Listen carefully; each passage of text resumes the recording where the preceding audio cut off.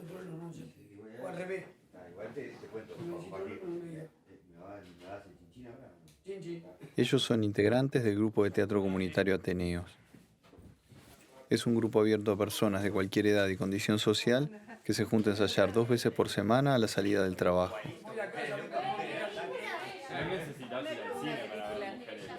Los ensayos son coordinados por un director de teatro que les enseña técnicas básicas de actuación.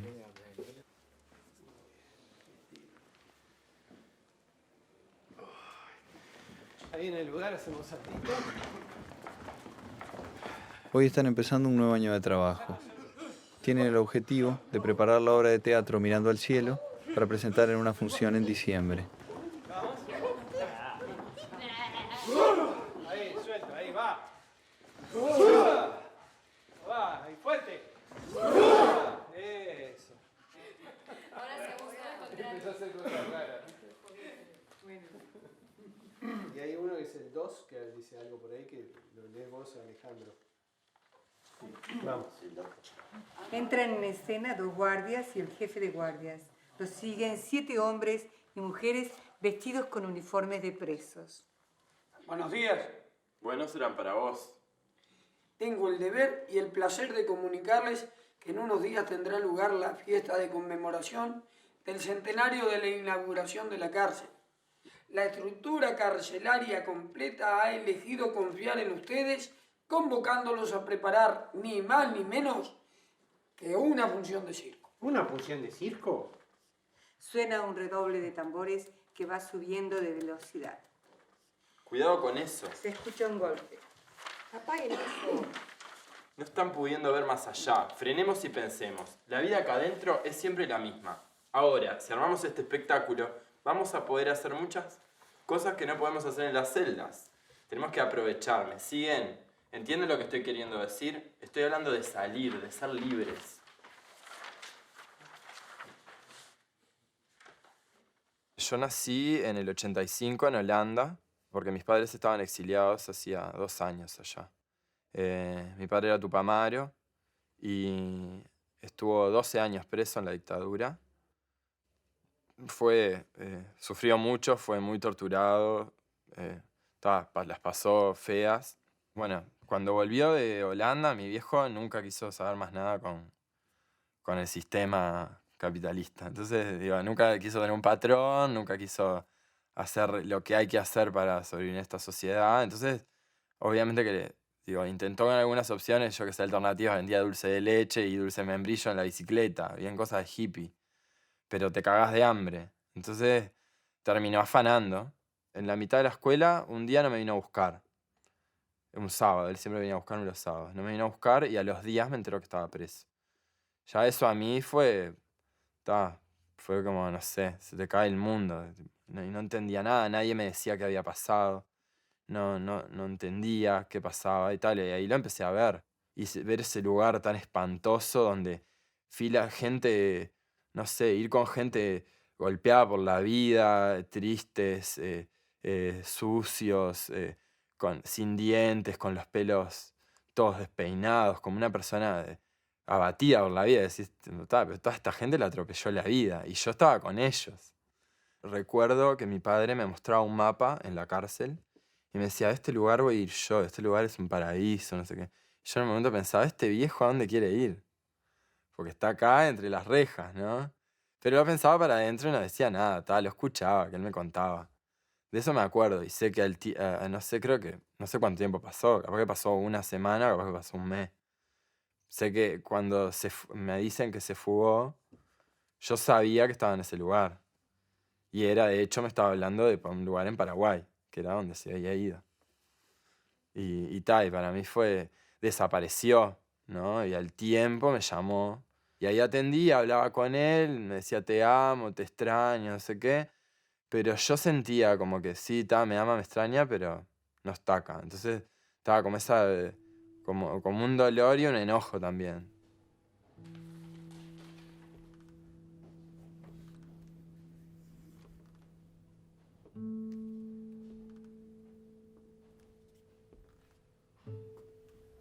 Viví la falta de mi padre, sufrí, lloré, digo, sentí la falta de una figura paterna, digo, no sé, incluso en el barrio, me cagaban a palo, me daban palizas porque sí, y la que me salía de mi madre decía, ay, Diego, no, quédate acá, no pelees, no sé, trataba de hablar con alguien para mediar. Y yo necesitaba un padre que fuera y le rompiera la cabeza a alguien.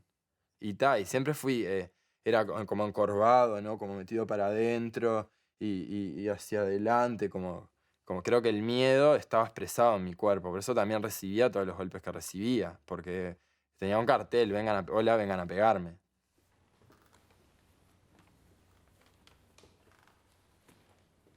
Yo tenía miedo a hablar en público, por ejemplo. Se reían solo por cómo hablaba. Un día me pasó en una asamblea, empecé a hablar y enseguida que empecé a hablar se empezaron a reír. O sea, yo miré a ver quién era que se reía, se dejaron de reír, seguía hablando. Y se seguían riendo, ¿no? Entonces miro a las personas que se estaban riendo me entró una furia. Entonces los miré y le dije, ¿de qué te reís, la concha de tu madre? Así. Y todo el mundo quedó flasheando, nadie decía nada, un silencio mortífero. Después de eso terminó la asamblea y varias personas se acercaron a mí. Actualmente una de ellas es mi mejor amiga. Me dijo, flaco, te felicito por lo que dijiste, porque son unos tarados y se ríen. Y se ríen porque sos gay. Yo ahí como que me cerró toda la historia de mi vida, de que siempre se habían reído de mí. Y yo tenía 15 años. Y en realidad, toda mi vida me habían dicho puto, maricón, brisco. En la escuela me decían, no sé, cualquier cosa. Y yo nunca me había reconocido como gay. De ahí como que creo que desde ese día dije, nunca más voy a tener miedo de hablar en público. No me va a importar si se van a reír, que se ríen, se van a tener que encontrar con una fiera.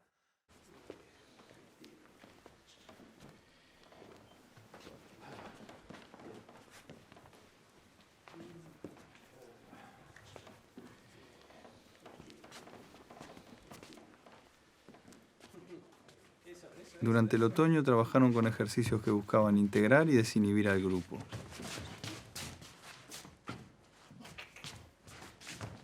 Vos también sos impertinente.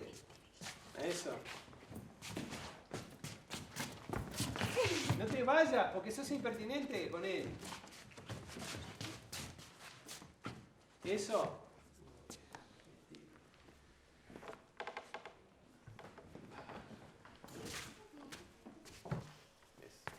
Eso. Otra. No lo puedo creer. A ver, Diego, vamos. Eso. Claro. Eso. Está bien.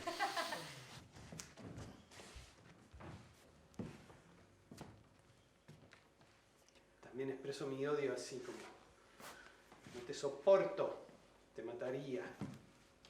Qué asco de persona que sos. Sí, eso, me dan ganas de vomitar. Ahí va. Busquen formas de expresar ese odio. Eso. Eso. Muy bien. ¿Otra? Envidia. Para la mujer es fácil, ¿eh?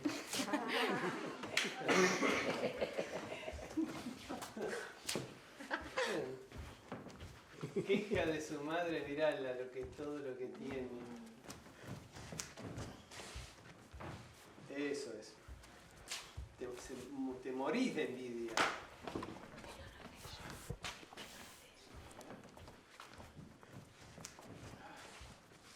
Mi nombre es una pelea entre mamá y papá porque papá me quería poner Verónica Viviana y mamá dijo Rosa Carmen.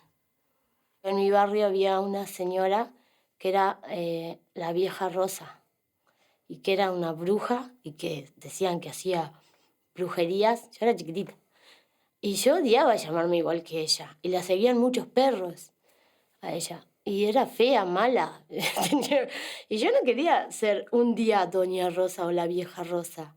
Primero de chiquita yo me hacía llamar Karen, pero después me sonaba muy no sé, a loquita. O conocí Karen loquitas, no sé.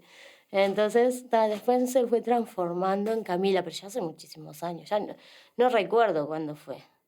¿Por qué es tan fácil cambiarte de nombre? Digo, vos conocés otro grupo de gente y te preguntan, ¿cómo te llamas? Y ya está. Y ahí ya quedó. ¿Y a tu marido lo conociste ahí en el barrio? No, salía con una prima mía. Pero no eran novios, no me siento mal, eran amantes.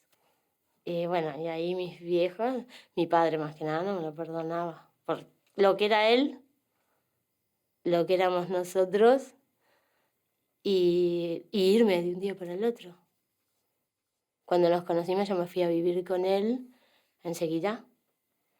Y pues quedé embarazada enseguida y de repente era una madre embarazada que tenía que cocinar, que no sabía cocinar nada de nada y además había que limpiar la casa y atender una perra que tenía él y una cantidad de cosas que casi, no sé, infarto en ese tiempo. Entonces ahí me dije, bueno, ahora sos una señora de tu casa, estás embarazada, te vas a tener un hijo, tienes que comportarte. Y bueno, y eso me duró un tiempo bastante largo. Y en ese tiempo creo que fue que me porté mejor, es decir, como madre hice mejor. Porque como tenía un esfuerzo tan grande por hacer las cosas, igual yo no me sentía bien. Porque era un esfuerzo demasiado para mí. No era yo, no era mi manera de ser.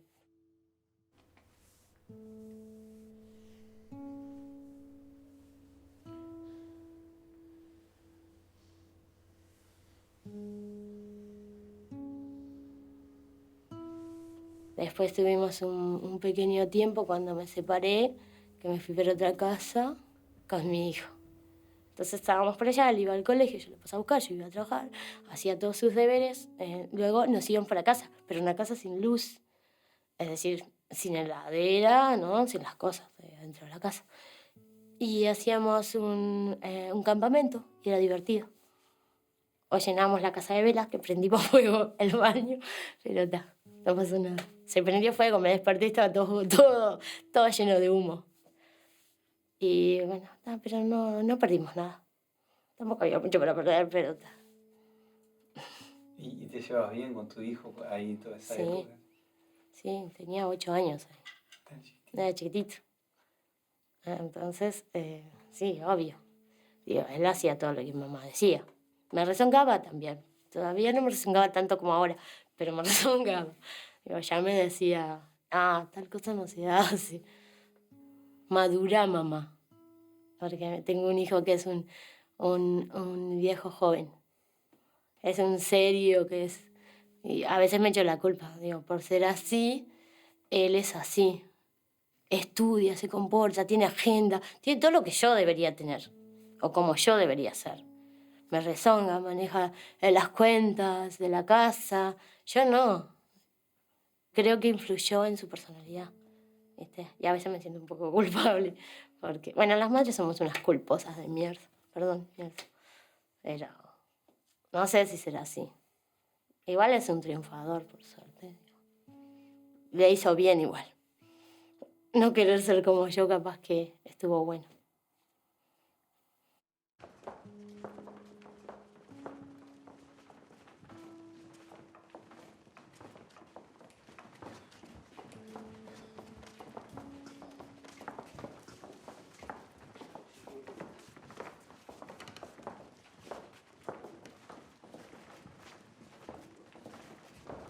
El director les pidió que escribieran una historia que explicara por qué sus personajes habían terminado en prisión. Empecé a tener problemas sindicales porque nos juntamos y encaramos al jefe. De ahí me echaron porque tenía algunas llegadas tarde y 2 faltas sin justificar. Estuve dando miles de vueltas en el ministerio para hacerles un pleito hasta que me cansé. Tenía tanta bronca que cuando surgió la posibilidad de afanar dije, vamos a darle, ¿qué importa? Mi familia está pasando mal. Sabíamos a qué hora salía el dueño con la plata y nos llevaba a un local de pagos. Parecía que todo iba a salir bien y que no había nada que perder. Era sacarle la plata y rajar, pero el viejo se había dado cuenta que lo estábamos siguiendo y ya los milicos nos estaban esperando. Yo no robo. yo encuentro. La gente tiene muchas cosas y se compra cosas de vuelta. Y tiene la misma cosa 2 veces, 3 veces la misma cosa. Y a veces la deja fuera en el patio, pero no la usa más. Yo paso por enfrente de la casa y la cosa está ahí. Y hay otro que lo precisa y me puede dar 20 pesos. Llegué con el arma, me estaba esperando. Lo primero que me hizo, no me preguntó, hola, ¿qué tal, cómo estás? Me dio un par de cachetazos. Entonces le dije, hijo de puta, estos 2 cachetazos que me diste son los 2 balazos que te voy a dar. Y se los di. Por eso estoy presa. Porque me perseguía. Porque me maltrataba. Me hacía sentir una puta no siéndolo. Pero ahora sí lo soy. Me convertí en una prostituta. Yo nací en un barrio muy pobre, Gruta de Lourdes. Mi padre era un alcohólico de mierda. Mi madre pasaba por de todo un poco, mi padre le pegaba. Todo le hacía. Yo tengo un hermano más. Pasamos las cosas. La infancia, como quien dice, no la viví. Encontré una bandita de amigos. Me dijeron, vení, vení. Yo tengo tu solución. Me dieron algo ahí para probar, ¿viste? Yo sospechaba. Yo dije, no, primero no quería. Después me dicen, tomá esto, tomalo, te va a hacer bien. Y yo caí en la bobada, sabiendo que estaba angustiado de todo lo que estaba pasando y todo. Y caí. Y eso me llevó a... Me dio ganas de salir, pedir un revólver, ir hasta casa y darle a mi viejo. Por la maldita pasta base que me habían dado, pasta base, me dieron de todo. Y aparte de darme todo... Yo vivo en Gruta de Lourdes. Hace 17 años que vivo ahí. La infancia tuve mucha infancia, porque está el tema de la escuela, como quien dice, iba a joder nomás. Y después que terminé la escuela, que me pasaron por pasar, como quien dice, por la edad, empecé a ir al liceo. Fui al liceo 18 y ahí tuve unos pequeños problemas en el liceo 18, que antes de dejar me habían puesto un arma en la cabeza porque yo me drogaba. Porque me querían drogar y no podían. Claro, además de eso, después me pasó eso, yo estaba saliendo con una gurisa. Estuvimos desde los 10 años. Y para mí era el amor de mi vida. Y nos habíamos peleado justo ese día, también nos habíamos peleado con ella y estaba arruinado. Y me había levantado de madrugada, que yo hacía 3 días que no dormía ni nada. Agarré el barcito de mi padre, me le tomé la grapa mía que tenía, el whisky y todo. Y cuando iba para mi cuarto, me acuerdo que estaba mi hermano en la computadora. Mi hermano justo me dice, yo voy hasta el baño. En esa que yo iba al baño, me paro de la silla y caí en el piso. Y ahí quedé, sí, por esto, llorando. En el piso le digo, sí, por estos rastrillos que me vienen y me ponen un arma en la cabeza. No sé. Todo así, se levanta mi padre ahí, mi madre. Mi madre me tiró con la ropa que estaba para dentro de la ducha, agua fría. Después dormí hasta el otro día. Y como sabía la que me esperaba, agarré, justo estaba mi madre ahí. Estaba cocinando, estaba haciendo un guiso, me acuerdo. Y yo me agarré un cinto que tenía y me lo puse en el cuello. Y estaba quedando morado. Y vino mi madre y me lo sacó. Después cuando ella se fue para la cocina me vestí rápido y me fui. Después estuve un rato sentado en la plaza. Después llegué a casa y me dice mi viejo, lavate la cara y nos vamos. Estaba en el hospital así, estaba mi padre en una punta, en otra. Todo re desplazado ahí. Después el otro día cuando viene la psiquiatra y me dice, mirá que va a tener que ir internado. Y me cajaron una ascensión ahí, viste, quedó dopado. Y cuando me iban llevando a la silla, yo estaba, no sé ni lo que decía. Me quería escapar de noche, estábamos ahí, esperé cuando se unió mi vieja, me quería escapar. Y justo me agarró el milico y me acostaban de vuelta. Después estuve en casa, tuve 2 años con pastillas también. Tuve 2 meses sin ir al liceo. Después me recuperé ahí, viste, por decir que me recuperé. Agarré y fui de vuelta al liceo, empecé ahí de nuevo. Y después digo, no va más. Estaban los guachos ahí en la puerta y dije, no y más. Y me quedé en casa después.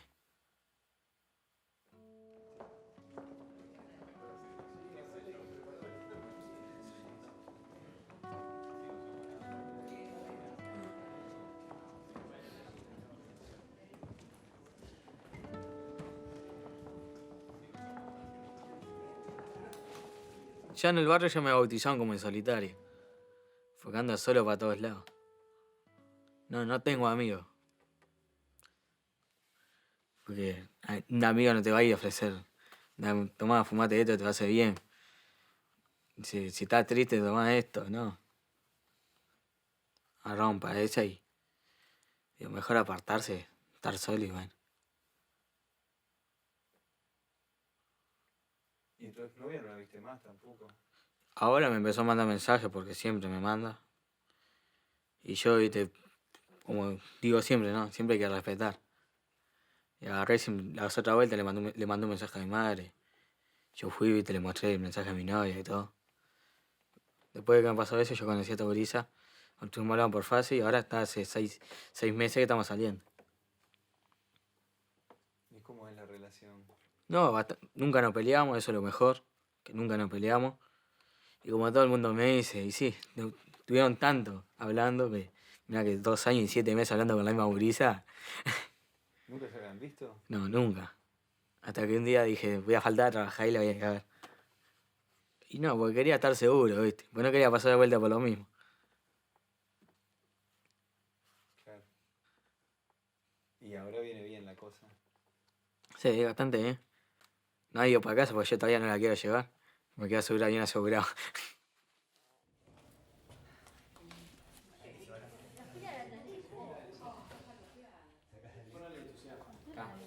Ahora te levantás y me pegas vos a mí. ¿Pero por qué te voy a pegar? Porque sos un payaso. Epa, sin insultar, sin insultar.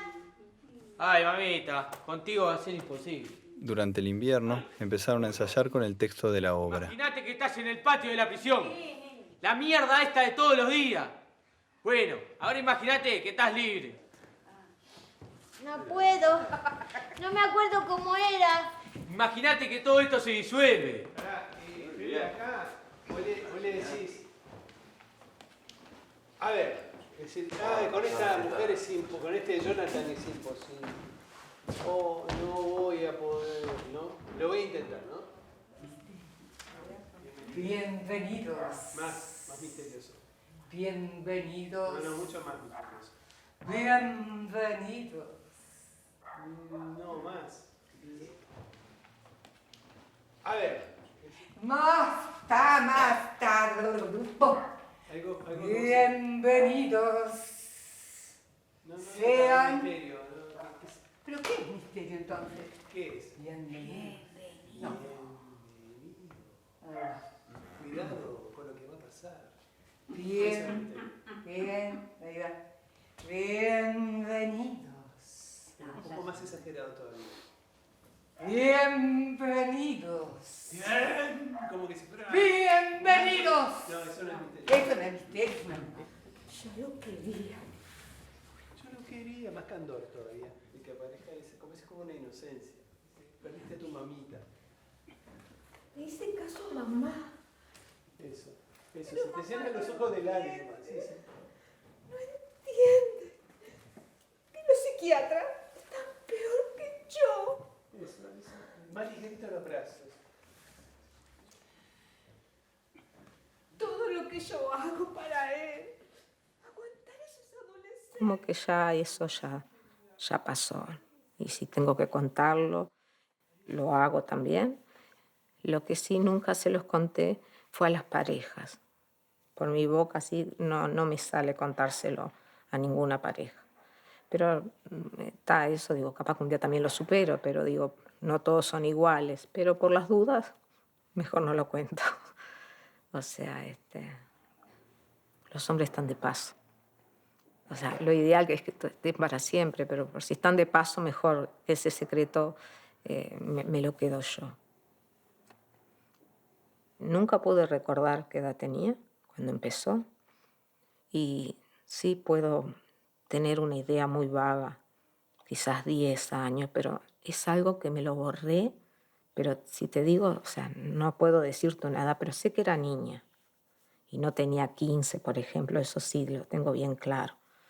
Pero era muy niña y no me podía defender. O sea, recuerdo, y tiene que haber sido cuando siendo muy niña, quizás de 3, 4 años. Yo era muy niña, lo que recuerdo era muy niña y él después te dejaba de molestar. O sea, también tratábamos de no ir. O sea, y mi mamá no entendía porque mi mamá lo adoraba a mi papá, al padre, mejor dicho. Entonces, como lo adoraba, nos quería llevar y nosotros no quería, yo recuerdo que no quería ir por nada del mundo. Mi abuela sí lo sabía. O sea, no se lo pregunté ni nada. O sea, tuve más oportunidad de preguntárselo porque mi mamá murió muy jovencita y nunca se lo pregunté. Pero yo sé que mi abuela lo sabía porque ella siempre decía que siempre la culpa la tenía la mujer. O sea, de todo. Entonces, como que ella permitía esas cosas o como que te mandaba a que atendieras al marido, que se lo atendiera, como sabiendo que te iba a hacer algo. Un día, por ejemplo, recuerdo clarito que él me estaba tocando y mi abuela creo que estaba atrás de la cortina, o sea, era imposible. O sea, hoy que lo analizo, o sea, era imposible que no se diera cuenta que yo me quería ir y que hablaba algo.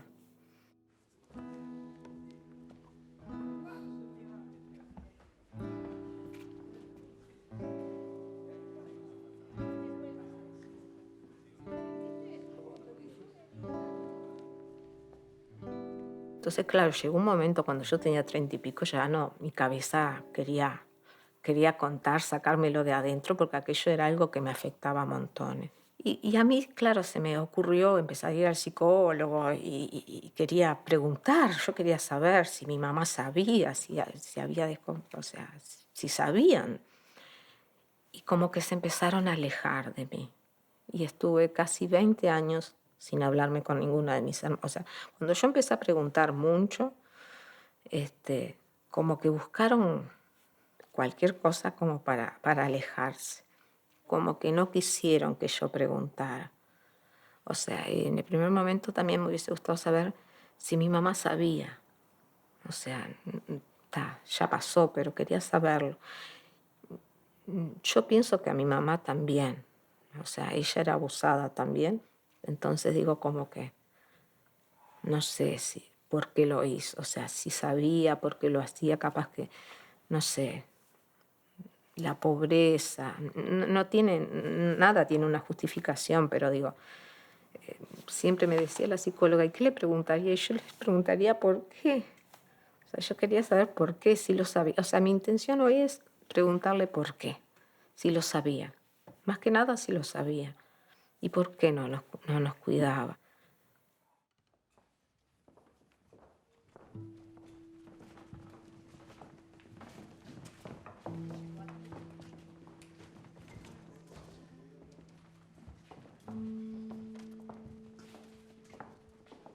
Uno nunca se olvida. Olvidarse no se olvida más. Disculpar, bueno, hasta por ahí nomás también. Pero sí sé que no fue por causa mía. O sea, cuando uno es abusado siempre cree que uno tuvo la culpa. Entonces eso fue lo que yo logré entender, que no fue por mí. Yo era una niña y tenía adultos que debían velar por mí. Y que fue esa la razón. Eso fue lo que me ayudó a la terapia, a descubrir de que no fue mi culpa.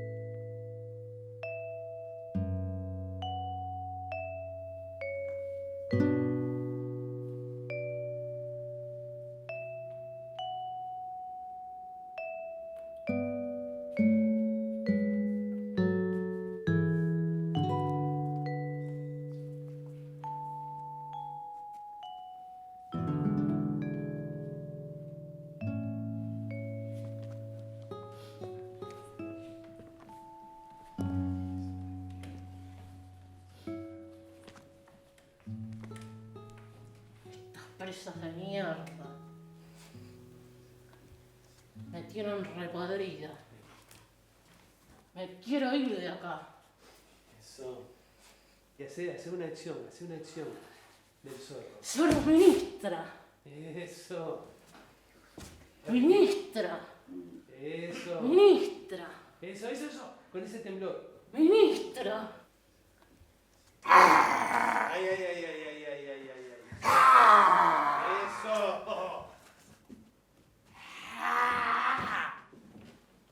¡A mí nadie me toca, carajo! Mirá, pegá un zarpazo. Eso.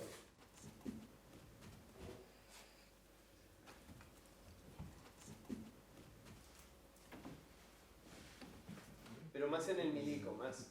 Ahí va. Así que no sabes nada, ¿no? Eso. Así que no sabes nada, ¿no? Eso. ¿Y vos tampoco? Eso. Movete como hiena. Solo vos podés decirle... Ahora el milico. ¿Y vos qué? ¿Ya estás borracho ya? Esos saltitos estuvieron muy buenos. Yo me crié en Playa Pascual, departamento de San José. Ahí me crié, hijo de un... Mi padre es vivo, gracias a Dios, duraznense, del Carmen. Mi madre era tacuarembóense, ya no está. Y bueno, nos criamos ahí ya hacía una especie de stand-up, cuando no era stand-up, era monólogo. Y a los 10 años había un almacén, pero donde se hacía peña folclórica los fines de semana. Yo tenía 10 años, un día mi padre me regaló una guitarra. Y después que agarré la guitarra, ya está, soy el bohemio de hasta ahora. Y bueno, y la veo bailando, y me gustó. Después la saqué a bailar, entramos a bailar los dos juntos, y me empezaron a dar manija. Dice, te juro una cerveza que no te arreglas con ella, te juro una cerveza que sí. Pero yo no tenía plata para la cerveza, los demás no sabían. O sea que tenía que sí o sí. Tenía que ser. Después cuando se enteró me quería matar. Y bueno, y ahí nos conocimos, nos arreglamos, después nos estuvimos un tiempo así de noviazgo, después yo me fui a Buenos Aires, viví un par de años en Buenos Aires, pero viví un año solo, que yo venía y después me iba, venía y me iba, hasta que un día me fui con ella porque nos habíamos casado. Mira, es como, yo qué sé, en estos 38 años como 5 minutos, pero bajo el agua, como dijo la Andresila, ¿viste? Nos llevamos bien a veces y a veces no. Tanto que estamos viviendo bajo el mismo techo, pero estamos separados hace años. Desde el 99. Pero la relación fue buena. Lo único que después tuvimos algunos pequeñazos problemas, tan que fue horrible. Perdimos un hijo. En 1992 perdimos un hijo. Se cayó en un árbol, murió el 24 de diciembre. Andrés. Y bueno, y eso ya hizo que no fuera la historia, no fuera la misma.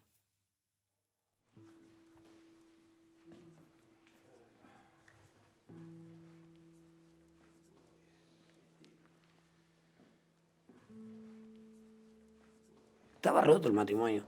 Yo me fui porque estaba roto. Sí, a mí me dolió, porque yo me fui, pero yo no hubiera querido irme. Lo que pasa es que yo me fui más para que ella consiguiera a alguien y cambiara y estuviera bien, porque si no estaba bien conmigo. No pasaba nada, seguíamos peleados. Un día me fui a vivir con otra. La otra falleció después. Y volví para allí y bueno, está. Tenemos mejor relación ahora que cuando estábamos juntos. O sea que las cosas son así. ¿Y en qué cambió la relación de ahora cuando estaban juntos? Que discutíamos más, ahora no. Ahora discutimos menos.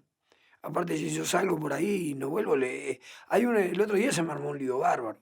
Porque estuve en una peña acá y resulta que teníamos que terminar, hacer el de caja y todo lo demás. Llegué a las 7 de la mañana el día siguiente y dices, no me avisaste. Digo, pero no te quise despertar porque al otro día trabajabas. Dice, no, pero no sé qué, y se me entrompó, anduvo como 2 días sin hablarme. Y cuénteme, ¿y después de que se separaron, no quiso empezar? Sí, pero no me da ni la hora, así que déjalo ahí. ¿Con ella? Sí. Ah, ¿usted quiso volver con ella? Quise volver, sí. Yo vivo en la casa y todo, pero no me da ni la hora.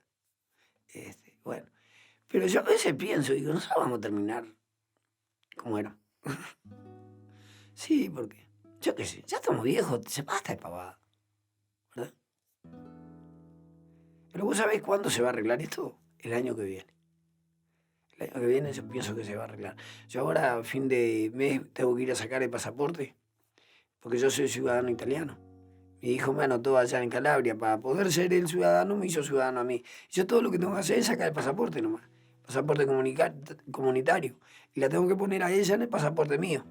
Entonces vamos a viajar a ver al nieto. Y ahí se va a arreglar todo. Ahí viene el viaje. Ahí viene el viaje. Ahí viene el viaje. Cuando volvamos, las cosas van a cambiar.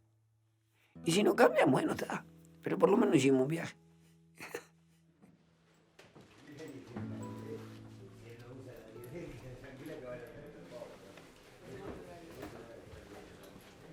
Me parece que te puede quedar un poco grande.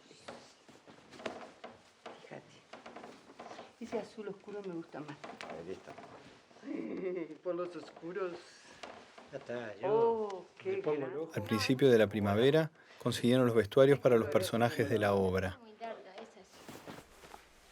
Esto me quedó, sí, Está un poquito corto. ¿Me dejas ver esa camisa, JP? Me parece que está un Esto me poco queda a mí. corto.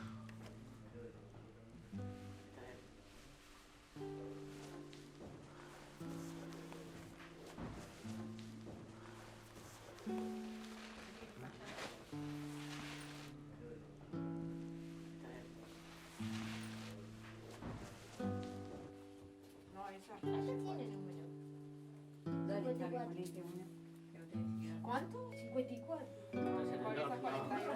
En el horno. ¿Cómo era yo, chica?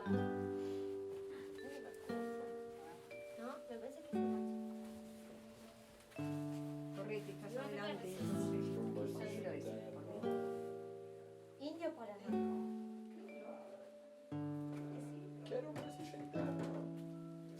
Ahora hay que caminar, ahora modelando. Tome uno, muéstrela y entréguemela. Claro que me va a salir. Tiene esa onda. Positiva. ¿Es esta? Sí. Pero qué gratamente sorprendida me siento. Si todo sale bien, serán debidamente recompensados. Buenas tardes. Me llegó casualmente una invitación para una página de estas famosas que solos y solas y toda la historieta. Y dije, ¿qué hago? Y yo estaba sola. Y dije, no, ya hace un tiempo que estoy sola y no conozco a nadie. Y dije, bueno, ¿y por qué no me voy a dar la posibilidad? Y bueno, ya que estoy, me hago un perfil. Y también hice un perfil y quedé. Y después que me hice ese perfil en esa página, he empezado a conocer pila de gente. Conoces de todo. Conoces de todo. Y bueno, y ahí fue que conocí al padre de mi hijito. Nosotros hacía ya 9 meses que estábamos saliendo. Y yo notaba por actitudes de él como que no le notaba compromiso. Pero cuando digo compromiso no me refiero, no espero, no soy del tema del anillo y toda esa estupidez, no. No lo notaba compromiso en el sentido de que si vos pasas 1 mes, 2 meses, 3, 4 y salís siempre con la misma persona, yo espero otro tipo de cosas, yo qué sé, planear una salida en conjunto, que no sea siempre ir al mismo lugar, que vos vengas y me digas, no sé, el día está lindo, ¿te parece vamos a la Rambla a tomar mate o a caminar? Me fui dando cuenta que no notaba interés y después se dio que en marzo de este año me entero que estaba embarazada y me enteré tarde aparte porque arranqué con amenaza de aborto y como yo tenía problemas hormonales y de hecho hacía 2 años me habían diagnosticado que no podía tener hijos. Y yo, por la misma, me dieron ese diagnóstico, lo viví como un duelo fatal porque yo deseaba tener un hijo, era lo que más quería. Fui a consultar ginecólogo, me mandó a hacer el test y le dije, otra vez, cada vez que vengo me mandas a hacer el test y siempre da lo mismo, negativo, para que sí, Fiorella, pero hay que descartar. Sorpresa la mía que esta vuelta el test no dio negativo, dio positivo. Lloré, me emocioné, la gente en la calle me miraba porque a mí me corrían las lágrimas, yo lloraba y leía, iba en el ómnibus y la miraba a la muchacha y le digo, discúlpame, le digo, ¿yo te puedo hacer una consulta? Me dice, sí. ¿Me lees el nombre que dice este papel en la prueba del embarazo? Me dice, Fiorella Bonomi. Digo, ¿y qué ves acá abajo? Positivo, gracias. Porque yo no salía de mi asombro de ver que sí, o sea, era mío, era mi positivo, mi test de embarazo, que era yo la embarazada. Y le di la noticia a él y para él fue como si, no sé, lo peor del mundo. Y le di la posibilidad de que eligiera ser un padre presente o no. Y él evidentemente eligió, al principio me planteó como que sí, como que quería que fuéramos una pareja.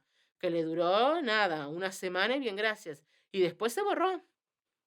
Yo tampoco era lo que yo quería, yo simplemente quería que él estuviera con el nene. Que fuera un padre presente, así viviera. Yo le dije, le digo yo, incluso es más, si nosotros como pareja no funcionamos, no importa. Porque vos vas a seguir siendo el padre de nuestro hijo, yo voy a seguir siendo la madre y va a haber algo en común que tenemos, que es una criatura. Pero vos haces tu vida y yo hago la mía, ya está. Nos llevamos bien por el hijo. No, pero no sé qué, no sé cuánto y tal. Y al final quedé yo con mi hijito, que es mi mayor bendición, y él haciendo su vida. Nunca más supe nada, nunca más lo vi. Entonces yo no, o sea, ese tipo de cosas como que no las perdono. No me molesta. Bueno, llegó a decirme que era una basura. Y, o sea, yo soy la madre del hijo. Y ese tipo de cosas me dolieron. Me molestó. Pero después nunca supe más nada de él y ahora estoy feliz porque tengo un gordito que es divino y es la luz de mis ojos. Y si aparece o no aparece, no sé.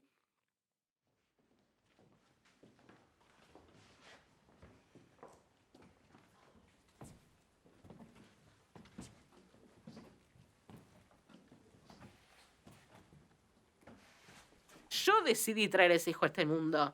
Entonces va a tener mis apellidos y orgullosa estoy de que los lleve. Y una vez llegaron a decirme, no, un familiar, no, pero no digas que sos madre soltera. Y me molestó porque es mi familia, o sea, ¿qué hay que ocultar? Si es la verdad, soy madre soltera. Si a vos te da vergüenza tener a alguien en la familia que fue madre soltera, es tu problema. A mí no. Yo lo elegí, lo asumo y feliz de la vida de que soy madre soltera.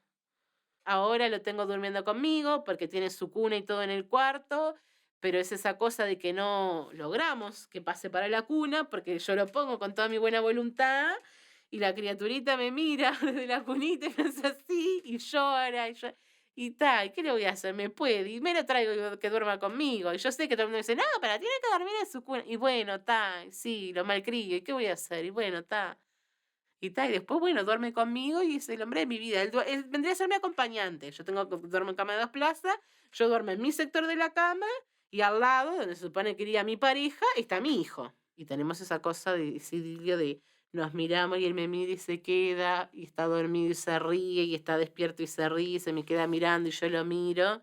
Y estoy fascinada de mi hijo. Estoy enamorada.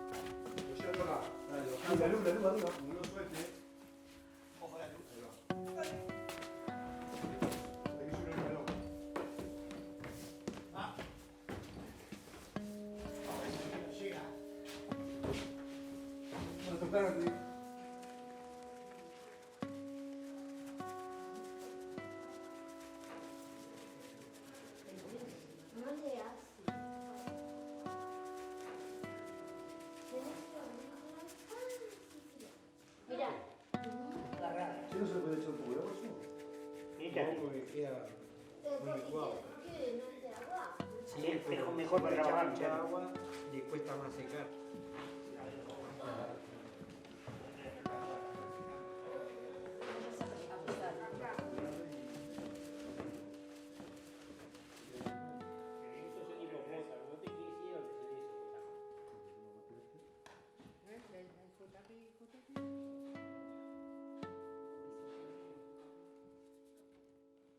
Mi infancia fue brutal. Fue una infancia muy linda, pero muy dolorosa, de muchos cambios.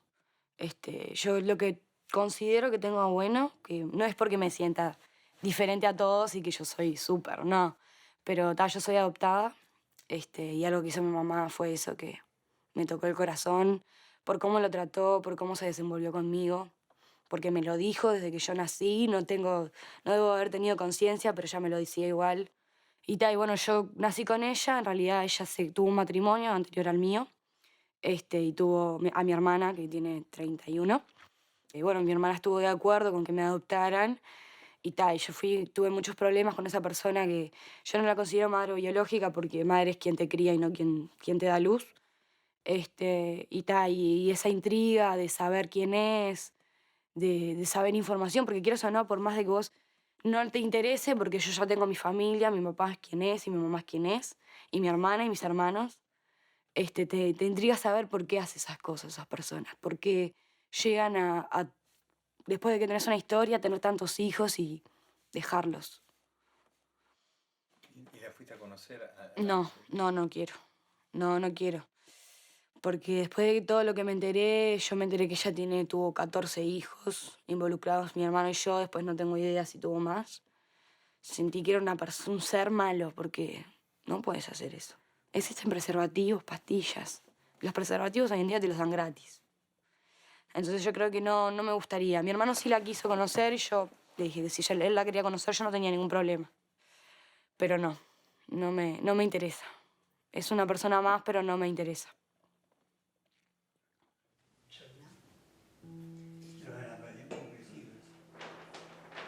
Nosotros lo veían acá, vimos cualquier cosa. Rápido se lo movían. Aquí hay libreto. Aparte no hay libreto. Mi mamá fumaba mucho y a mí eso me partía el alma. Y mi mamá a los 50 tuvo un preinfarto, después tuvo 2 infartos, después le pusieron marcapasos y todo eso. Yo a partir desde los 9 años yo ya me hacía la leche sola y desayunaba sola. Me levantaba a las 7 de la mañana y era papá, ¿me llevas a la escuela? Sí. Yo estaba pronta, moñita, túnica, equipo, lo que fuera. Mochila me llevaban y yo me volvía sola a veces. Y no la veía, lo único que veía era una bata roja encima de ella que iba al baño y entraba. No comía. Después quedó internada en un psiquiátrico, la trataban sumamente mal. Después de que pudo salir de todo eso, de que llegó a casa, bueno, recuperó todo el peso que tenía que recuperar, gracias a Dios. Falleció mi tío y ahí ya había dejado de fumar como por 2 años. Y ahí agarró el cigarro de nuevo y no lo soltó. Y ella ahora, yo llego y lo primero que está pensando es que le tengo que dar la pastilla porque ella no se puede medicar sola ahora. Y yo no la siento conmigo. Sé que es mi mamá y sé que tengo que estar para ella, pero se equivocó muchas veces y eso a mí me tiene un poco embroncada. Y yo por lo menos tengo a mi mamá, que es mi mamá verdadera, y tengo muchas mamás. Como la mamá de mi novio, por ejemplo, para mí es una mamá más. Porque me cuida, porque me quiere, porque hablo con ella todos los días y me pregunta cómo estás, y si estoy mal la llamo y le cuento. Ay, me dice, gordita, ¿no? Venite para acá, si querés, venite y te sentamos mimos. Y si necesito algo, ella me lo compra, ¿entendés? Y no tiene problema. Entonces yo por lo menos aprendí a tener el corazón de hija para muchas personas.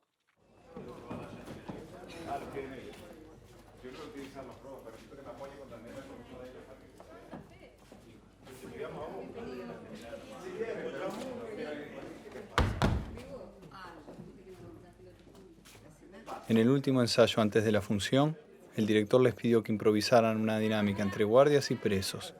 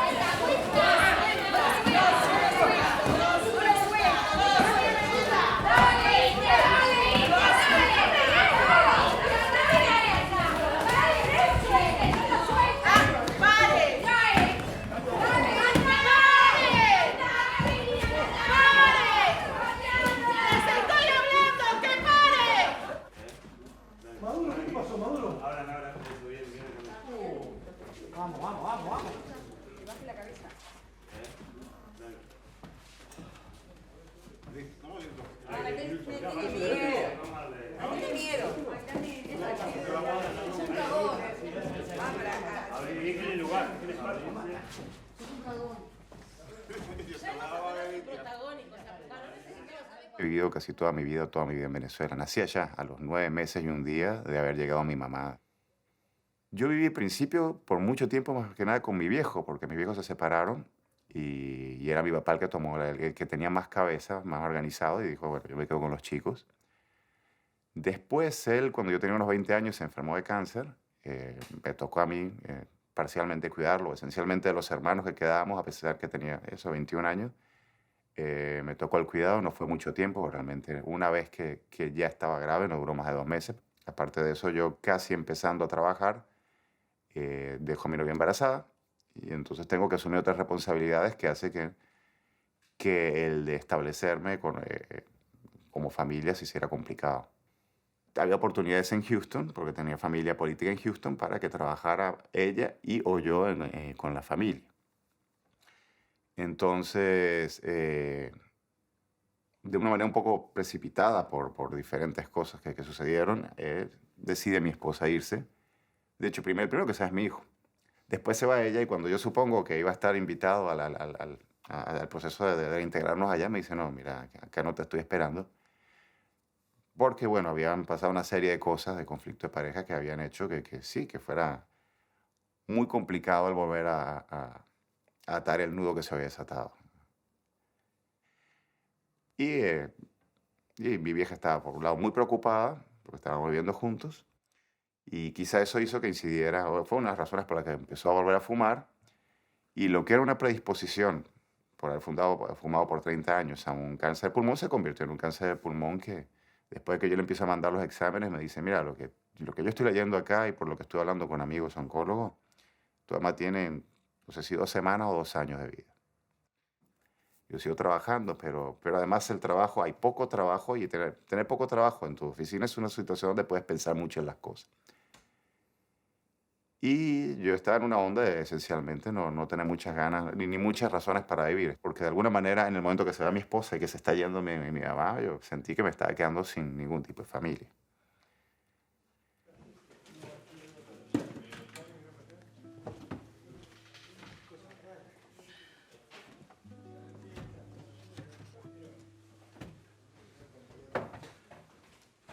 Y entonces, bueno, de nuevo a replantearme, partir de cero a reconstruir una vida donde muchas de las cosas, en particular el tiempo y la energía dedicada a tener una familia, ya no tenía cabida porque no había manera de abordar el recuperar. Además, no me sentía en capacidad, no me siento en capacidad de cuidar de mi hijo sin tener una entrada material, o sea, una capacidad de pagar por las cosas que necesite él ahora. Y con él me comunico poco porque además siendo adolescente y entendiendo de máquinas, la conversación no es fluida, el asunto de hablar con su padre en este momento no lo quiere hacer, puede estar también enojado por las circunstancias que se tuvo que ir. Pero bueno, las pocas veces que hablamos, que son demasiado pocas para mi gusto, hablamos más o menos una vez al mes, por lo menos yo la paso bien y yo veo que él se ríe bastante de las anécdotas y de las cosas que le digo, más que siempre me pide alguna recomendación o que le recuerde algún juego que jugó de niño chiquito, cuál era el nombre y cómo podría conseguirlo. Entiendo que le va bárbaro por allá. Me gustaría poder comunicarme más a menudo con él, pero eso es lo que hay.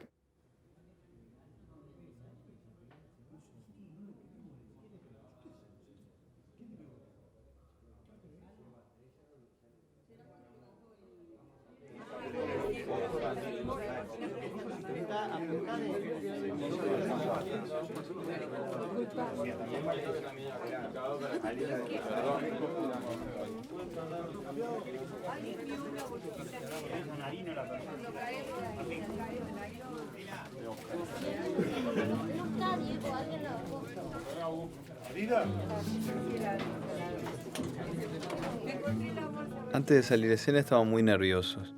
Sus familiares y amigos habían llenado la sala.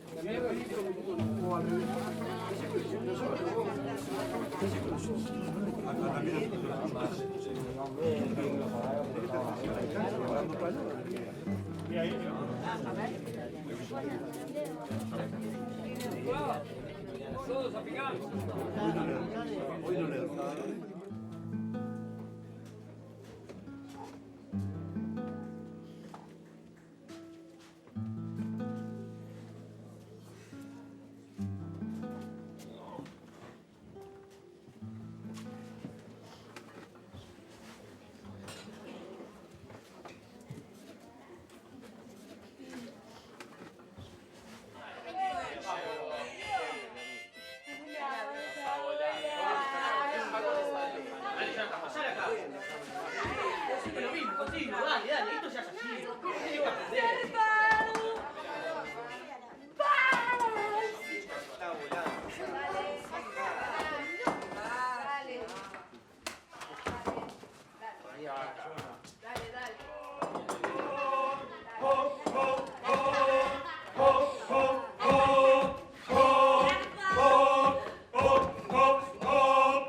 Buenos días. Buenos serán para vos.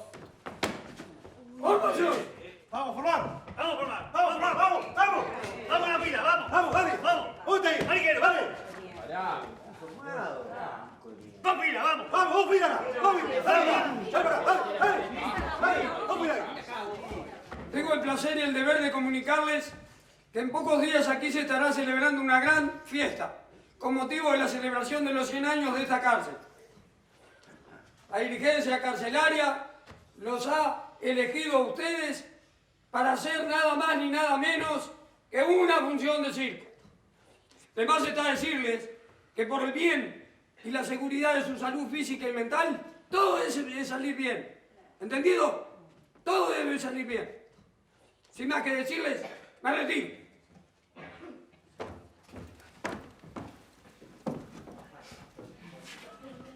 Mucha suerte.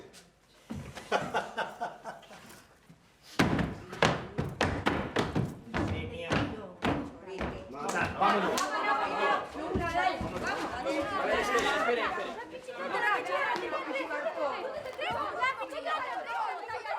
Trabajaba con mis padres y él arreglaba televisor al lado en otro negocio.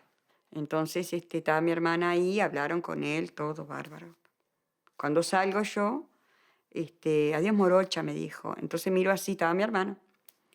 Entonces, hola Ricardo, dice, te presento sí, ya sé, es el vecino de mamá. ¿Qué tal, cómo andás? Seguí.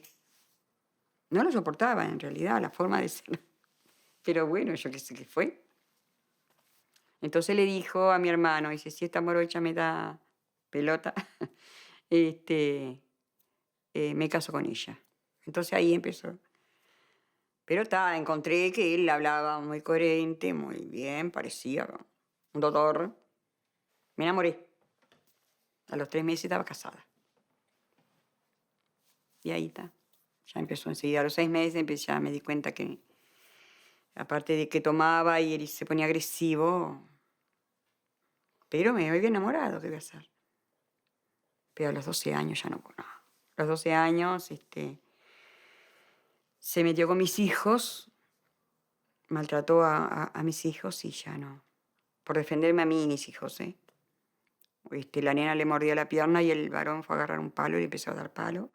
Entonces dije, ya llegué era un extremo, que mis hijos se convirtieran en violentos, ¿no? Entonces dije, no. Me agarré las cosas. Aparte, me lastimó feo y me fui.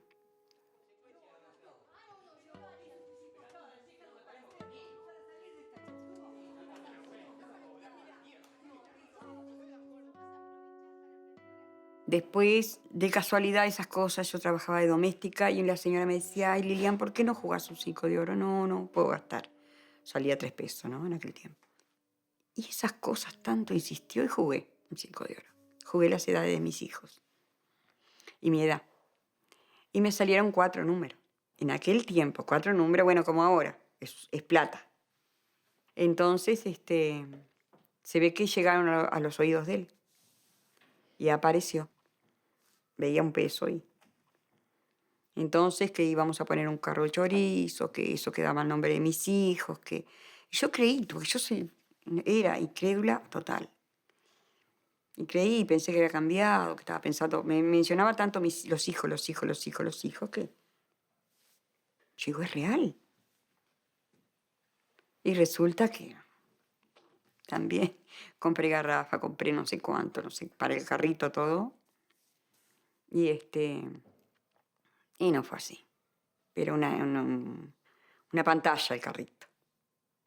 Él estaba trabajando de proxeneta. Había una muchacha que bollaba por ahí, que a mí me dio lástima, que yo le traje ropa para el hijito, que yo qué sé cuánto. Pero nunca llegué a pensar nada en mi cabeza, jamás.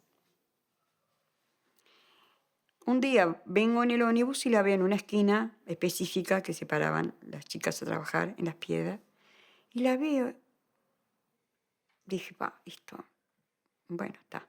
Lo seguí llevando ese día. Al otro día que no tenía que venir, fui. Y estaba ella sentada en la falda de él. Y yo lo vi y me quedé atrás del carro. Entonces ella decía, vas a tener que hablar claro con ella, le decía la muchacha. Vas a tener que hablar claro con ella, porque o sigue viniendo ella o sigo viniendo yo. Ay, yo no podía creer lo que estaba escuchando. Entonces yo, cuando muy jovencita, había hecho Kung Fu. Los primeros Kung Fu que era real.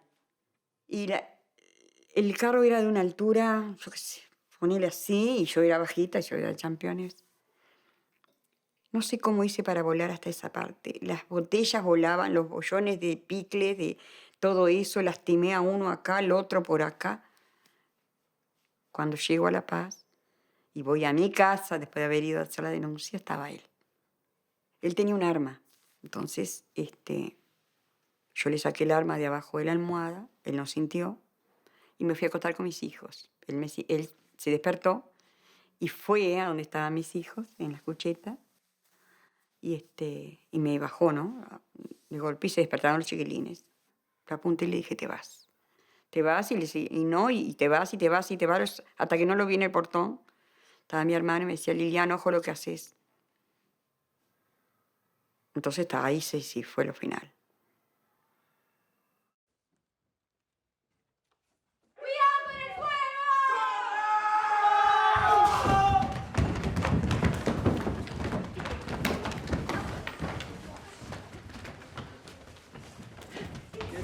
¿Qué pasó acá? Tuvimos algunos desperfectos técnicos. Son cosas que a veces pasan en las funciones. El truco de la carpa falló. ¿Entonces vas a seguir tratando de idiota? Eso no era una carpa, era un globo para escaparse. ¿Qué pasó acá? Los presos nos trataron de engañar diciendo que era una carpa y en realidad era un globo aerostático para escaparse. No. No, nosotros no queríamos nada más que ser libres. No quisimos hacer ningún daño. ¡Cállense, bestias! Usted me defraudó totalmente. Dejó que la situación se le fuera de las manos. Perdone, señora. Ahora lo que vamos a hacer es terminar con esta situación. ¡Acabe con ello! Por favor. ¿Está segura? ¡Cállese la boca y obedezca! Usted tampoco es libre. Por favor, lo prometemos. Nosotros no quisimos hacer ningún daño. ¿Verdad, muchachos? ¿En serio? Por favor, por favor.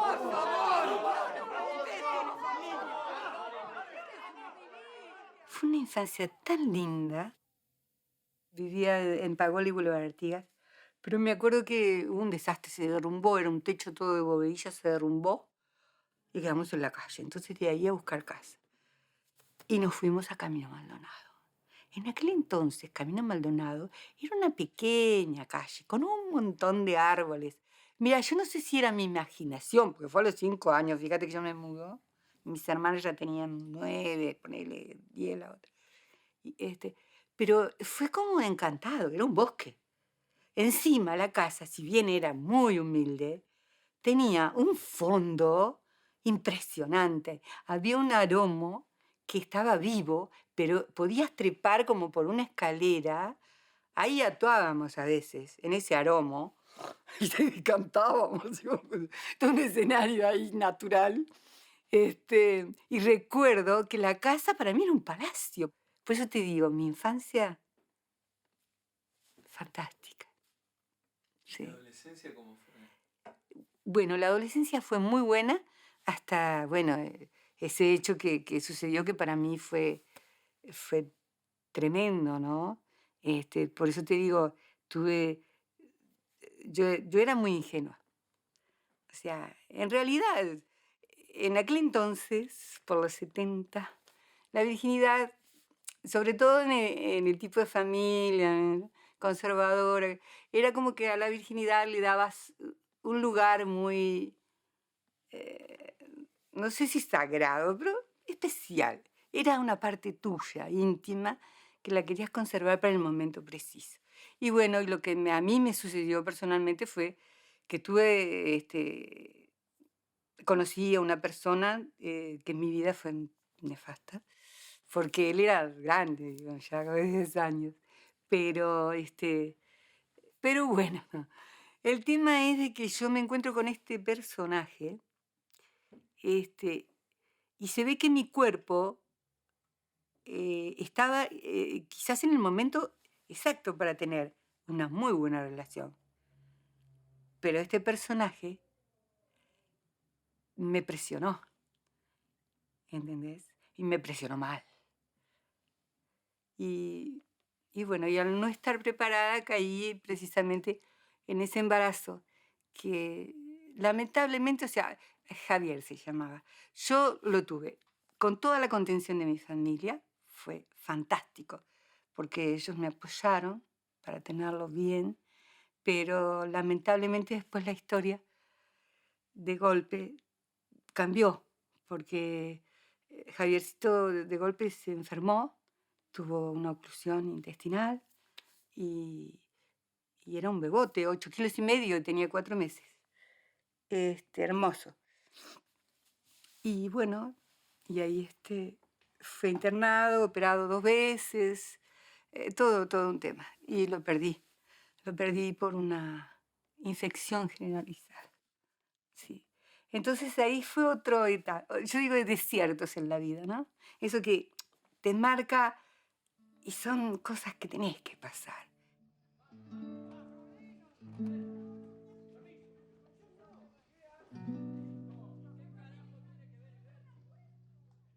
Lo que pasa es que vos convivís con eso. Eso es parte de tu historia.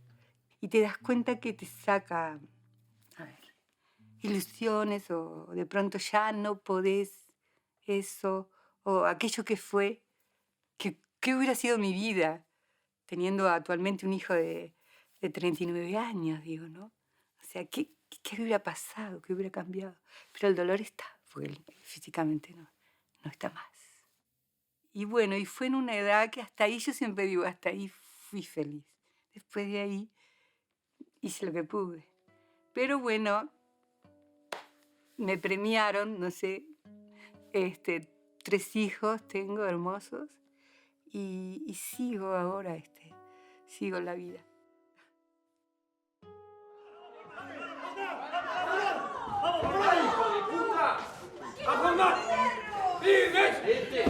No, por favor, no lo hagas.